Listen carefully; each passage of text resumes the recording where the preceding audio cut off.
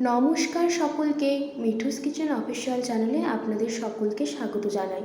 আশা করি আপনারা যে যেখান থেকে আমার ভিডিওটি দেখছেন আপনারা সকলেই ভালো আছেন এবং সুস্থ আছেন। এখন তো কাঁঠালের সিজন, তাই ভাবলাম আপনাদের সাথে এমন একটা রেসিপি শেয়ার করি কাঁঠাল দিয়ে, যা একবার বাড়িতে বানালে বারবার বানাতে মন চাইবে। তার জন্য আমি এখানে কাঁঠালটা ছাড়িয়ে নিয়েছি।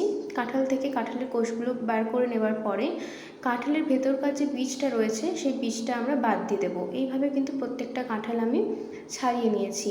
এরপরে আমি মিক্সিং জারের মধ্যে দিয়ে একটা স্মুথ পেস্ট বানিয়ে নেব।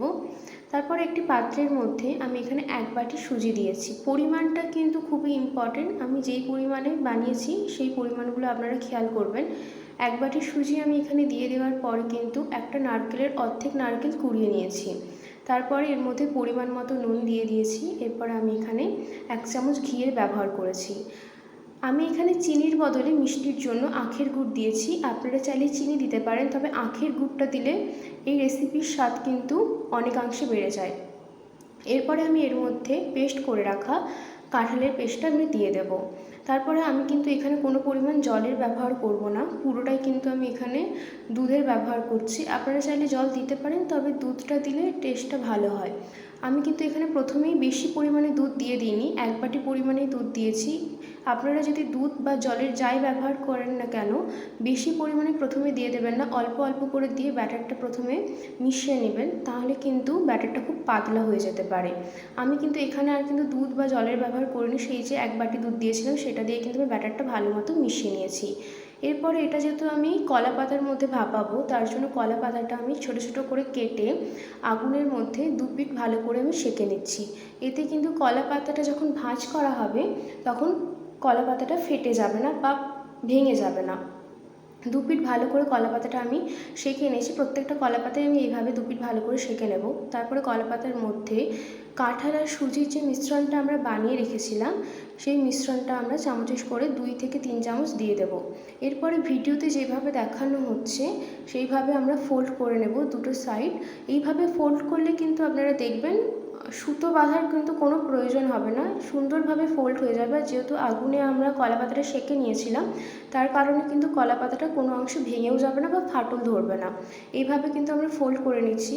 ঠিক একইভাবে কিন্তু আমি এখানে আরও একটা বানিয়ে দেখিয়ে দিচ্ছি আপনাদেরকে।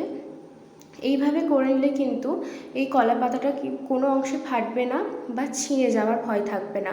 আপনারা একবার এই রেসিপিটি বাড়িতে বানিয়ে দেখবেন, এর স্বাদ কিন্তু ভীষণ ভালো হয়। আর সহজে কিন্তু আপনারা বুঝতে পারবেন না যে এটা কাঁঠাল দিয়ে বানানো হয়েছে, এতটাই সুন্দর খেতে হয় এটা। এইভাবে কিন্তু আমি আরও একটা এখানে বানিয়ে নিয়েছি। তারপরে এটা আমি ভাপাবো যেহেতু, সেই জন্য আমি আগে থাকতে একটি পাত্রের মধ্যে জল গরম করে নিয়েছিলাম। জলটা যখন ভালো করে ফুটে আসবে তখন কিন্তু বানিয়ে রাখা কলা পাতার মধ্যে যে কাঁঠালের মিশ্রণটা সেটা কিন্তু আমরা এর মধ্যে দিয়ে দেব। আপনারা কিন্তু যে কোনো পাত্রে এটা ভাপিয়ে নিতে পারেন, কোনো অসুবিধে নেই। মিডিয়াম ফ্লেমে ঢাকা দিয়ে 15 থেকে 20 মিনিট ভাপিয়ে নিলে কিন্তু আমাদের এটা রেডি হয়ে যাবে। রেসিপিটা এতটাই সুন্দর খেতে হয় যে আপনারা সঙ্গে সঙ্গে গরম খান বা ঠান্ডা করে খান, যে কোনোতেই কিন্তু ভীষণ ভালো লাগে। ঢাকা দিয়ে আমি এখানে 15 থেকে 20 মিনিট মিডিয়াম ফ্লেমে ভাপিয়ে নিয়েছি। দেখছেন কত সুন্দর হয়েছে। আর এটা খেতেও, দেখতে যতটা সুন্দর হয় খেতেও কিন্তু ততটাই সুন্দর হয়। এরপরে আমি একটা টঙের সাহায্যে এগুলো বার করে নেব, কারণ এখন প্রচণ্ড গরম রয়েছে। আর আপনারা সঙ্গে সঙ্গে কিন্তু কলা পাতাটা খুলবেন না, একটু ঠান্ডা করে খুলবেন, তাহলে কিন্তু জিনিসটা ভালো হয়, হাতে ছ্যাঁকাও লাগবে না। এরপর আমি আপনাদেরকে এটা খুলে দেখিয়ে দিচ্ছি, দেখুন কতটা সুন্দর হয়েছে। এটা কিন্তু আপনারা একটা ভাপা পিঠে বলতে পারেন কাঁঠাল দিয়ে, যার স্বাদ কিন্তু ভীষণ ভালো হয়। আপনারা একবার অবশ্যই বাড়িতে ট্রাই করবেন, কেমন লাগলো কমেন্ট করে অবশ্যই জানাবেন।